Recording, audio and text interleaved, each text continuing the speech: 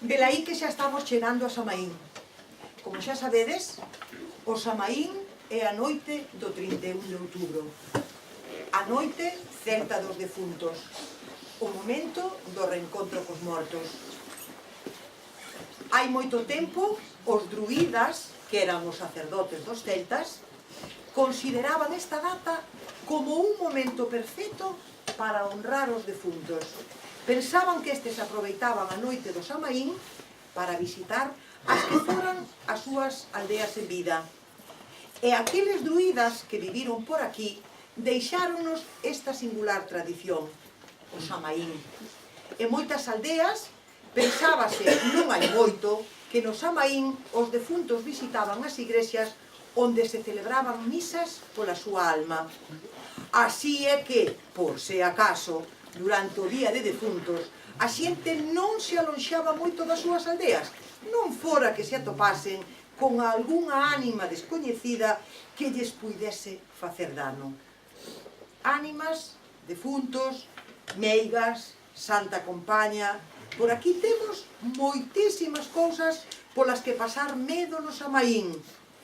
Pero, por se isto non fora dabondo, na nosa cultura hai algúns animais que tamén están relacionados coa morte. Mochos, curuxas, sapos. Por exemplo, o canto do moucho e da curuxa remeda os xemidos e o pranto. Ademais, o moucho agoira unha morte próxima, cando ven cantar en riba da casa de alguén ou nas árbores máis próximas.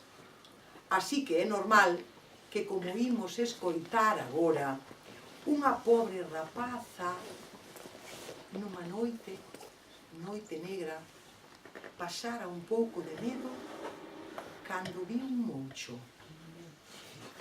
O moucho. Rosalía de Castro escribiu este fermoso poema chamado Moucho e nós atrevémonos a poñerlle un chisco de música. Esperamos que o disfrutedes e desexámosvos un moi aterrador Samaín.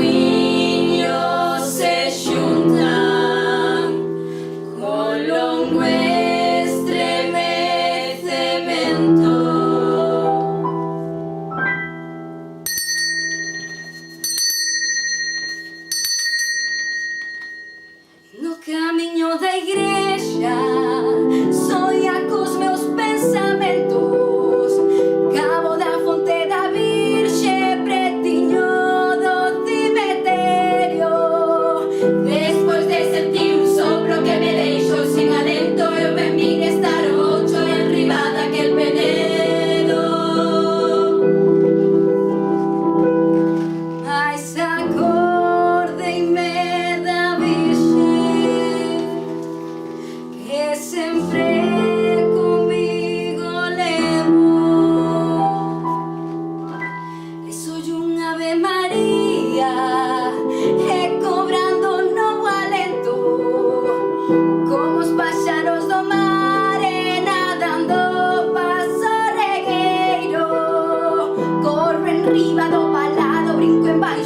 por ter